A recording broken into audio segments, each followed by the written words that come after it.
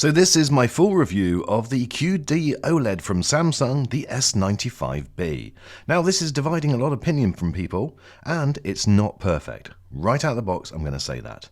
I've bought this TV, so this is a completely 100% unbiased review. Don't forget to hit the red button to subscribe and give this video a thumbs up and click the notification bell to get my next video first. Now in my opinion, although it's not perfect, and I'll go on to the reasons why, it is pretty close. It's absolutely fantastic. I've had it for over a month now, and I really wanted to run it in properly before I made a final decision. I do have to say, I can definitely recommend you buy one. But we'll go on to the reasons why it's not perfect. But first of all, if you haven't seen my unboxing and setup video, then make sure you click the link in the description or follow the banner above to watch that. As I mentioned in that review, this does have two remotes, but this by far is my favourite. It does everything that you need it to do. Sometimes the functions are a little bit fiddly to get to exactly where you want, but I'd rather have this than the other one, because the other one is just terrible. Connections on the back, well, I'm not going to dwell on that. There are 4 HDMI 2.1, all supporting 120Hz refresh rate. Now there has been some commentary about the build quality of this TV. Sure, it's a little bit plasticky in places, but I'm happy with mine. There's certainly no flexibility in the screen. I've got the 55-inch version. Maybe if you go 65 and above, there might be some issues. This has got a super thin OLED panel, with obviously that back bit for all the workings out.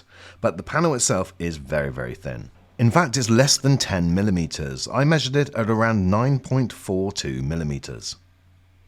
Now I did find that smudges and fingerprints for some reason were a lot harder to get rid of on this TV. I'm not sure what the coating is, but I definitely had to use my product that I use, and that then worked really well. But just a normal cloth really struggled to get rid of them. Where some people have said that this TV, the build quality is a bit plasticky, it's mainly referring to the back of the TV. You do have great cable management though, and that is really good. You don't get that on the equivalent LG models. And you just feed it through, and then you've got a cover which will go over the top. But the whole of that back panel does feel very plasticky, but then you're not really going to see that, so I don't really have much of an issue with that. All of the HDMI ports, as I mentioned, were 2.1, and once you've got them all in there, you can put another cover over the top if you wish, but I don't tend to bother. Now, this is how it looks at the back once you've got that cover on. So all of the wires go down the middle, and certainly from the front, you don't see any sign of them. I think it looks really neat and tidy. I love that central stand. Now, don't be fooled by the appearance of that stand though, because it is made of plastic, but it looks like metal, and providing you don't scratch it, I don't think there's going to be any problems with it. There's a very discreet Samsung sign in the bottom right hand corner, and you'll notice that all of the bezels are pretty narrow. There is almost like a silver edge around the screen, which again doesn't really show, but it is there. So if you wanted a completely black one, then maybe go for something different. This TV, I think, looks great. I don't think there's any problems with the aesthetics of it. It is comparable to all of the leading manufacturers, and in fact, with that central stand, I think it's probably up there with amongst the best. What do you guys think? The TV sits very stable on that stand, which measures around 36 centimeters, 14 inches on the 55-inch model. There is a 3-inch or 7.5 centimeter gap, so you can get a soundbar underneath. But you will need to double check that it's not one of the larger ones, because that might struggle. The TV is running the latest version of Samsung's Tizen software, which for the most part is pretty good. It's definitely a software system that I've enjoyed in the past. However, there are issues with this one. It is in places a little bit sticky. And what I mean by that is when you're scrolling across sometimes with the remote, most of the time it's fine, but occasionally, like now when I come back, it just sticks and then it will jump forward a couple. Now, it's not enough to really wind me up, but if it got any worse than this, then definitely it would be an issue, and I'm hoping that in a future software update that can be fixed. Now, speaking of software updates, this TV has had numerous software updates since its release. I'm currently supporting the latest 13.03 software, which actually has fixed a number of issues, but you only need to go onto the forums to read about all of the problems that there's been in previous versions. Certainly, for the best part, for the last couple of days I've been running the newer version, and that's been fine. One thing that's greatly improved is the brightness. There was definitely almost like a bricking effect with the last version, which I believe is 13.02, and that really was a problem. But so far so good with the latest version. One of the reasons for sometimes the stickiness or the slowness of the response may be just due to how much stuff is on here, because it is absolutely packed jam full. It is incredible what you can go into. Now for me personally, I find it too much. I would much prefer just to have my app list and maybe a few other bits. I don't want all of the advertising and all of the other rubbish. I just think it slows down my system, it certainly makes me harder to find things, and it just is annoying. I really wish Samsung aren't the only ones. I really wish these TV manufacturers would stick to what they do best. Create the TV, put the apps on it, and then forget the rest. What do you guys think? There is also an ambient mode, which again seems very popular amongst the TV manufacturers nowadays, and there's a whole host of different screensavers, backgrounds, and things which again I'll never use, but I don't know, do any of you use any of these things? Yes, it looks good and it's interesting to show people, but yeah, just not for me, I don't think. There is a very impressive game section, and here you can go into the gaming side of things, connect to different apps, and also use apps like Strada, and so therefore you can play games without actually having to buy the game. You can do it all via streaming. You do need to use a separate controller if you're going to be doing this though. Another feature that I will use, and I do like, is the multi-view. Now this is where you can use two sources. You can use a connected source, so one from the HDMI section, and also then a streaming source. So for instance, you can't have two HDMI inputs. You can't have your satellite TV, for instance, and your PS5, but you can have your satellite TV and YouTube, for instance, or your PS5 and YouTube. And this way you can choose to have them either side by side, or you can have them in one of the corners. This worked brilliantly, certainly far better than the issue that I had with the LG C2, which I'm still not sure if it's fixed. One area where I really do like the Tizen software is in changing the settings and the picture modes. You have your standard picture modes like standard, dynamic, movie and filmmaker mode. I found that standard was probably the most accurate, although I did have to pump up the reds, and certainly in filmmaker mode I had to do the same.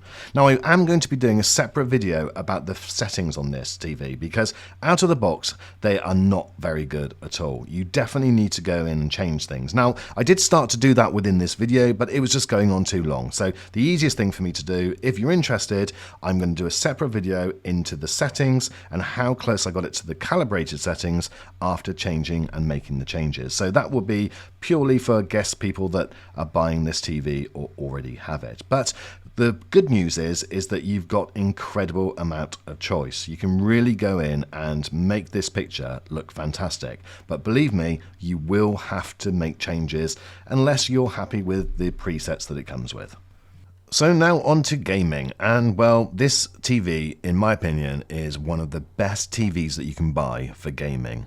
The picture quality is absolutely insanely good. It is just incredible. I am going to be doing a side-by-side with my LG C2, and that will probably come next week, and I'm really interested to see, because I think that this will probably be head and shoulders above. It's got one of the fastest input lags of any OLED TV available, and so therefore for gamers you're going to absolutely love it. But the vividness, the brightness and shadow detail, absolutely everything about the picture quality in game mode was just brilliant. The only one small caveat that I would say is that in some games and in some particular scenes, because the brightness just seems so enhanced with peak brightness of around 1000 nits, it almost seemed too bright and unrealistic, and so therefore we actually ended up dialing it back a little bit just to make it a little bit more believable. So this next scene gives you an indication of how the aggressive brightness just made it look almost, well, just almost unwatchable. So you definitely do have to be careful what settings you're on and tweak those depending on the game that you're playing. You'll notice at the bottom there you've got the same type of game optimizer that you have on the LG. Here you can switch between different picture modes and different game modes, for instance roleplay games and real-time strategy games and first-person shooter, sports, and also a custom setting. The little circles at the bottom, you can see you've got your frame rate there, and you've got whether HDR is on or off, and variable refresh rate. SDR content on this TV is absolutely fine. What I did notice that on some programs, on some scenes, the sharpening just seemed to be a little bit too aggressive. And that's probably a theme with this TV, that Samsung have just dialed everything up to 10, and what you actually have to do is take this back a little bit. Don't get me wrong, it's still very, very good, but in order to get the most natural and the most accurate picture settings, you do need to still tweak it, and that's why I'll do that video another time with all of my settings. HDR content, again, looks good, natural, and is really impressive. If anything, I would say that this is probably its best feature, and it certainly beats the SDR content.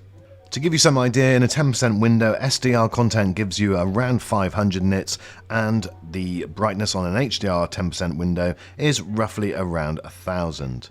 In terms of black crush and posterization, well, we didn't notice too much. In the odd scene in lower quality footage, you definitely did see a little bit of posterization, but in this scene, for instance, from Stranger Things, there was no evidence of it around. So again, I'll check this when we get it head-to-head with the LG, but I think that this does as good a job, if not slightly better, because you get a little bit more in the shadow detail. Now, this being an OLED, reflections in those darker scenes will definitely be an issue. As you can see, the blind is rising in the background, and it does become a little bit distracting. I certainly don't think it's as bad as the LG, and again, I'll compare that, but it definitely is an issue. In bright scenes, there's no problem.